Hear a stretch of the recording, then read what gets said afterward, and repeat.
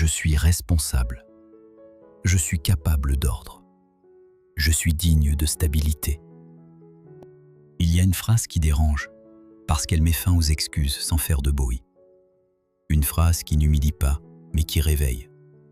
Elle dit « Ton compte bancaire n'est pas seulement un endroit où l'argent circule. C'est un miroir.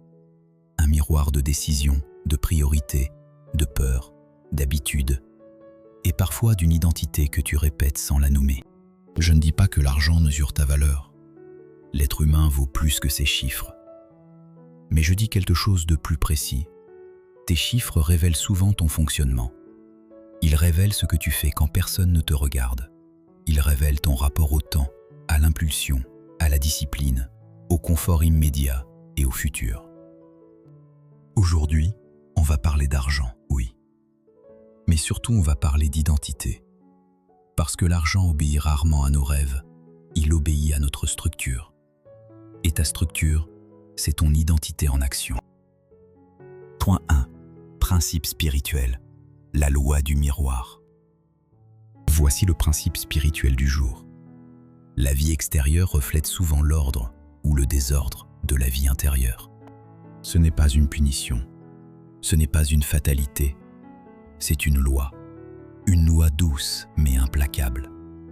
Ce que tu répètes intérieurement finit par s'exprimer extérieurement. Si ton monde intérieur est instable, ton monde extérieur devient instable. Si ton esprit fuit la vérité, ta réalité finit par te la montrer. Si tu évites les chiffres, tu ne fais pas disparaître les chiffres, tu fais disparaître ta clarté. Et quand la clarté disparaît, tu navigues au hasard. L'argent, dans ce contexte, devient une forme de langage. Il te parle. Il te montre où tu es cohérent et où tu ne l'es pas. Il te montre où tu te respectes et où tu te trahis. Il ne juge pas. Il révèle. Et ce qui est révélé peut être transformé. Point argent / état d'esprit. La structure avant le revenu. Maintenant, parlons franchement, mais avec calme.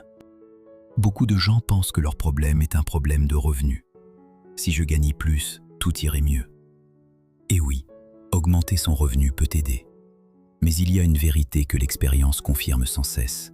Si l'identité reste la même, les résultats reviennent souvent au même point. Tu peux gagner plus et rester fragile. Tu peux gagner plus et rester impulsif. Tu peux gagner plus et rester désorganisé. Tu peux gagner plus et rester dans la fuite. Parce que l'argent n'est pas seulement une ressource, c'est un test de structure. Si ton identité est celle de quelqu'un qui se récompense dès qu'il souffre, tu dépenses pour apaiser. Si ton identité est celle de quelqu'un qui a peur de manquer, tu accumules sans construire. Si ton identité est celle de quelqu'un qui se sent indigne, tu sabotes dès que ça va mieux. Si ton identité est celle de quelqu'un qui se croit mauvais avec l'argent, tu agis pour confirmer cette croyance. Et alors, même une hausse de revenus peut devenir une hausse de chaos. Tu ne finances pas la paix, tu finances tes automatismes. Ce qui fait la différence, ce n'est pas le montant, c'est la personne qui tient le montant. La question n'est donc pas seulement « combien je gagne ?» La question est « qui suis-je avec ce que je gagne ?» Quelle identité se manifeste? L'identité stable ou l'identité impulsive? L'identité responsable ou l'identité qui fuit? Point 3. Histoire / analogie. Deux comptes, deux identités. Imagine deux personnes. Elles gagnent la même chose. Elles ont des charges similaires. Elles vivent dans la même ville. Elles ont le même accès aux informations. En théorie, elles pourraient avoir une vie financière similaire. Pourtant, l'une avance et l'autre s'enfonce. La première personne a des tentations, comme tout le monde. Elle a des moments de fatigue, de stress, d'envie. Mais elle a une identité précise. Je suis quelqu'un qui crée de l'ordre. Et cette identité se traduit par de petites décisions. Elle regarde ses dépenses sans panique. Elle sait où elle en est. Elle ne dramatise pas. Elle ne fuit pas. Elle fait des ajustements. Elle respecte une structure simple. Elle ne cherche pas à être parfaite. Elle cherche à être cohérente. La seconde personne, elle aussi veut réussir. Mais elle a une identité plus floue et souvent plus douloureuse. Je suis quelqu'un qui subit. Elle ne le dit pas explicitement, mais elle le vit. Et cette identité crée des choix qui se répètent. Elle évite de regarder ses comptes parce que ça la met face à elle-même. Elle dépense pour compenser. Elle se rassure avec du court terme. Elle remet à demain. Elle vit au jour le jour en se disant que c'est comme ça. Et quand une difficulté arrive, elle est surprise, alors que les signes étaient là depuis longtemps. La différence entre ces deux personnes n'est pas l'intelligence. Ce n'est pas la chance. C'est l'identité. L'argent révèle ce que tu es quand tu es libre de choisir. Et c'est pour cela qu'il est un miroir puissant. Il ne te montre pas ce que tu souhaites être, il te montre ce que tu pratiques. Point 4. Décodage. Ce que ton compte révèle vraiment. Je veux maintenant te donner une lecture simple, pas une théorie compliquée. Une lecture que tu peux appliquer aujourd'hui, avec honnêteté et sans te condamner. Ton compte bancaire révèle souvent l'un de ces 4 profils intérieurs. Et l'objectif n'est pas de te coller une étiquette. L'objectif est de reconnaître ton point de départ. Profil 1, l'impulsif. Tu dépenses pour ressentir. L'achat te donne une montée, une récompense, une sensation. Puis cette sensation retombe et tu recommences. L'impulsivité n'est pas un défaut moral, c'est souvent un besoin émotionnel non réglé. Profil 2, l'évitant. Tu n'aimes pas regarder, tu repousses, tu préfères ne pas savoir. Mais ne pas regarder ne supprime pas le problème, ça supprime le pouvoir. La clarté est une forme de richesse. Profil 3, le peureux. Tu gardes tout, tu te prives, tu accumules, mais tu n'oses pas construire. Tu confonds sécurité et stagnation. Tu as de l'argent, mais tu n'as pas de paix, parce que ton esprit vit dans le manque. Profil 4, le structuré. Tu n'es pas parfait, mais tu es clair. Tu sais où tu vas. Tu fais des ajustements. Tu avances en stabilité. Tu transformes ta vie financière en système plutôt qu'en combat. Le but de cette vidéo, c'est de t'aider à passer vers le 4e profil. Non pas par la pression, mais par l'identité. Devenir quelqu'un qui crée de l'ordre. Pratique. Le protocole miroir, ordre, direction. Je te donne maintenant un protocole simple, reproductible, qui change tout si tu l'appliques avec calme. Je l'appelle miroir, ordre, direction. Étape 1.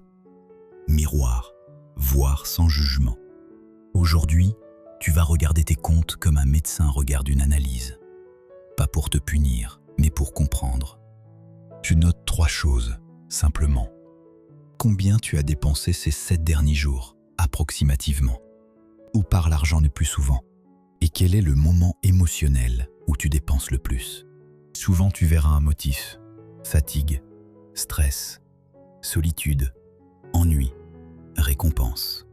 Et ce motif te montre l'endroit où tu as besoin de discipline, pas de culpabilité. Étape 2. Ordre. Crée une structure minimale. Tu ne crées pas un budget compliqué. Tu crées un ordre simple. 3 catégories suffisent. Essentiel.